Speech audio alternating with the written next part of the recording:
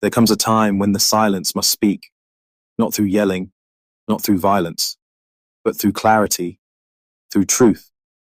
And for too long, the truth about ancient Egypt, Kemet, has been buried beneath layers of whitewashed history, scholarly politics, and systemic erasure. Let's start here. Herodotus, the Greek historian often called the father of history. He wasn't African, he wasn't black. But what he saw, what he wrote, tells us everything we need to know. In his work, The Histories, specifically Book 2, Herodotus described the Egyptians as having black skin and woolly hair. Now pause and let that breathe. This wasn't some random poet with an opinion. This was the man credited with documenting the earliest historical observations of civilizations. And his description aligns perfectly with the features of sub-Saharan Africans. Yet somehow, modern textbooks still show light-skinned pharaohs, slim-nosed statues, and digitally altered reconstructions of ancient African rulers who, by Herodotus's own account, looked nothing like what's being portrayed today. Why? Because truth is dangerous when it liberates people. And historical truth? It's a weapon when used to awaken a people robbed of their identity. This isn't about hate.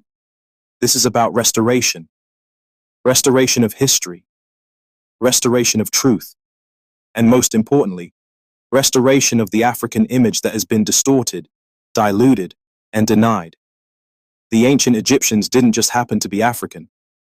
Egypt, Kemet, was part of Africa culturally, geographically, and spiritually.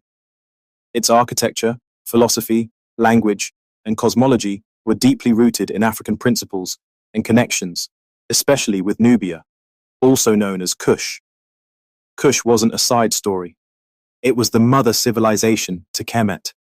Many pharaohs, yes, black kings and queens, came from Kush and ruled both Upper and Lower Egypt.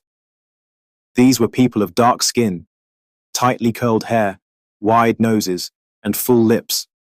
And their legacy is carved in stone, literally, in temples, tombs, and pyramids that still stand today. But somewhere along the way, the narrative got stolen, repackaged, sold back to us in museums with marble white statues and documentaries narrated in accents foreign to the land they describe. They called it scholarship. We call it erasure. Not every historian denies the African roots of ancient Egypt.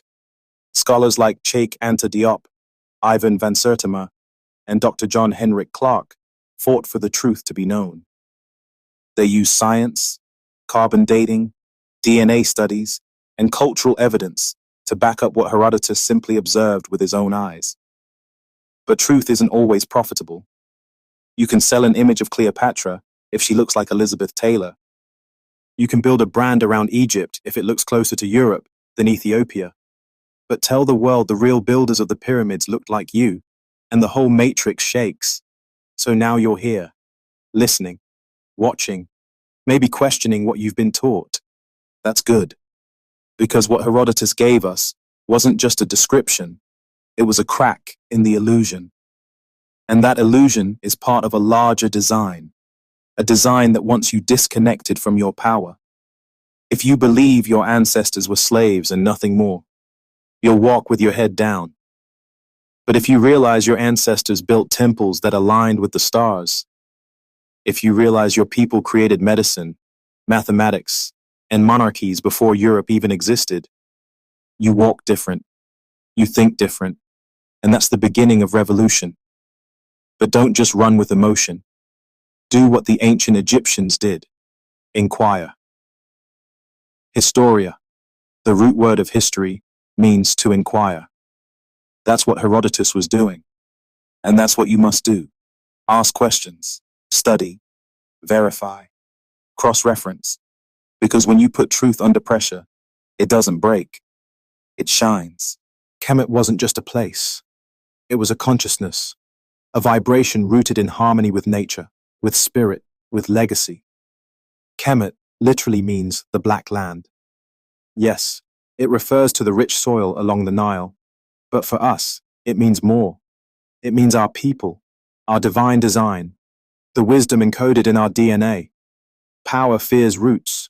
Because if they can disconnect us from where we came from, they can shape where we go. Herodotus didn't just visit Egypt. He inquired. He asked questions. He watched rituals.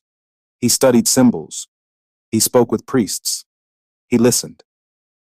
And what he saw, it shook the Western world.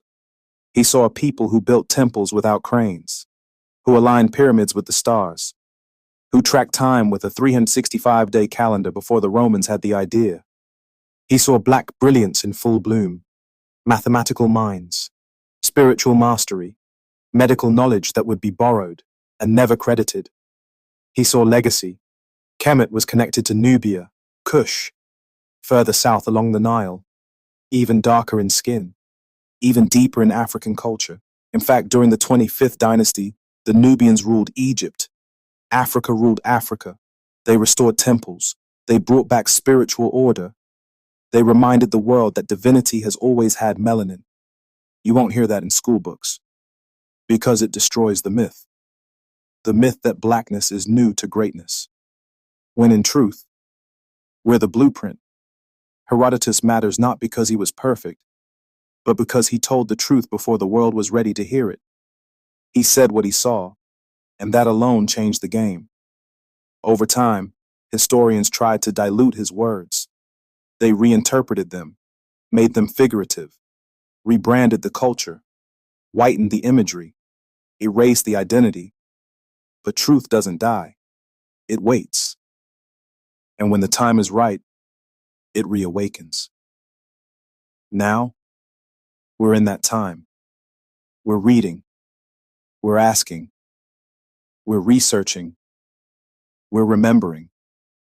This isn't conspiracy. It's correction.